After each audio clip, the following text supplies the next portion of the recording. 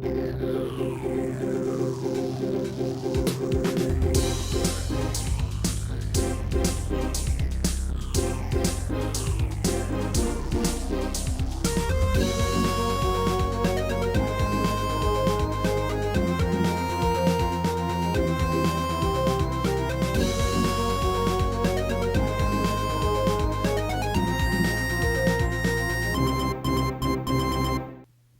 we're back for another episode of Banana Slug News. I'm Betsy Sachs. And I'm Bridget Ortiz.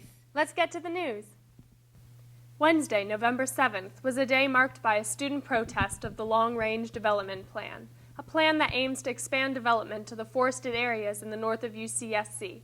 Our correspondent Oliver has the scoop on the protest and the Long Range Development Plan. This is Oliver Goldberg reporting from the UCSC anti-expansion rally, which has turned out in great numbers. We're here just as to gather consciousness about the long-range development plan and to gather a collective of students just to get on the same page for our interests and educate each other about what's going on and what are the dangers of a long-range development plan, because there's lots of conflicting answers. A lot of mountain bikers, locals, and people that come from far away. It's a huge mountain biking area, and a lot of them I think will fight for it. There's going to have to be some sort of growth in some way. But yeah, building on what we already have. There's more opportunity in a larger university, but what's proposed isn't sustainable, and you could already see as our university is growing now, there's resources being cut from students as you have a hike in the fee rates. The educational standard is decreasing as the university grows in size. To make up for the water plan, the university hopes to prod the city to build a desal plant and burn fossil fuels to create fresh water from the sea. It's very expensive and energy intensive. Surrounding communities cannot handle the growth envisioned by this expansion plan. The glaring consequences of this plan is the destruction of 120 acres of educated storage.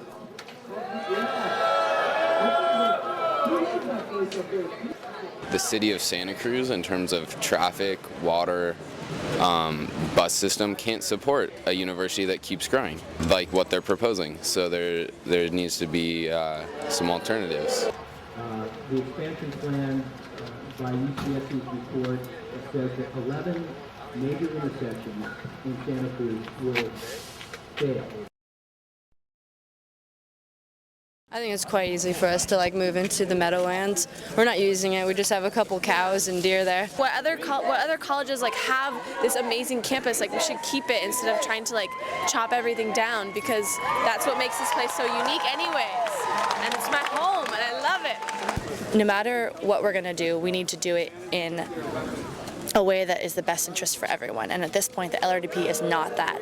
So just not doing it is the first step. And then we need more answers.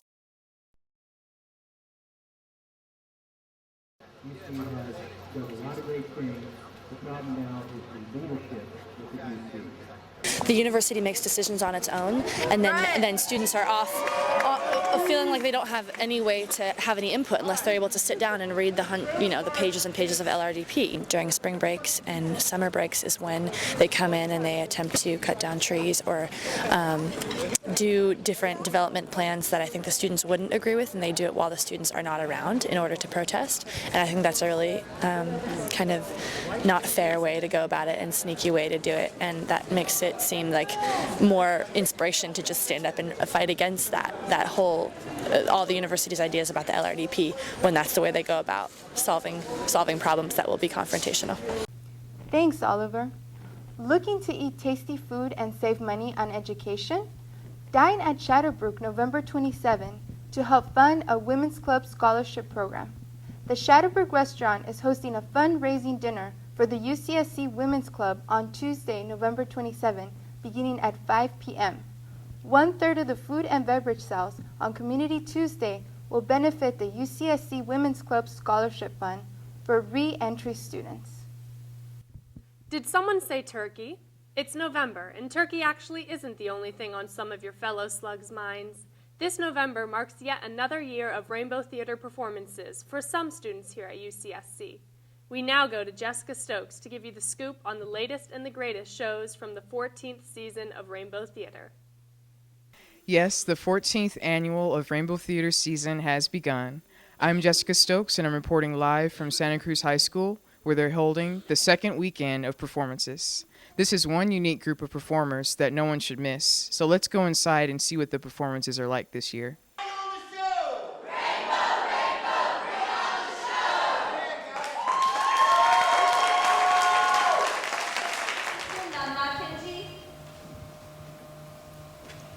Well, Coco, do you like it? Can I get you some more? That's all right, Ken. I don't want any more. 1218 is our Asian American show that we are doing this year. And what's so unique about this particular show, it actually deals with the Japanese internment camp. So it was a story, it's a story that we're doing, that we're telling about this family who's been sent to the desert. And it's a fascinating story. It's a very historical piece. It's one that you really want to see. I play Harry in 121A. It's about a Japanese internment camp, or life in a Japanese internment camp. My character is a 25-year-old Nisei, which is a second generation. He was born in the United States. And he has a mental illness. I feel like all the shows are really good. They represent a wide variety of cultures. They are all very interesting. I don't know, they all are really, really great in their own way, but I've really enjoyed Poets Corner. It's like really creative, and they really put a lot of themselves into it, and I think it's just has more creative freedom, and that's what I like about it. Why are women so afraid to look in the mirror? So critical of what we see?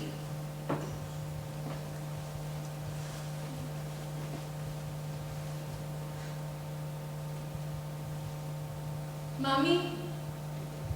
I was a co-facilitator and also a participator/actor in the show, in Poets Corner. In Poets Corner, and what did you think of the way that it was put together? How did it make you feel, the whole performance? It made me feel really good and really strong and really patient, because it takes a lot of work to work with 14 bodies and minds to come up with one show, and to all agree on that show and like what we're gonna say and like what's the order, who's gonna be in what. So it makes me feel stronger, and it makes me feel like I can do so much more.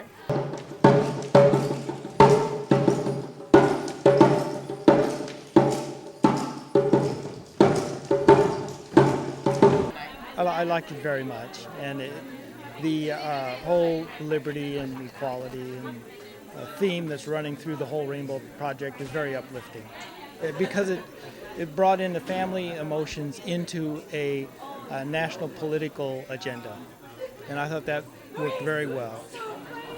I thought they were amazing, extremely moving, and I tried out last year. I did Rainbow last year, and coming back, it was amazing, always moving me, just blows me away. We love you. Good night. God bless you all.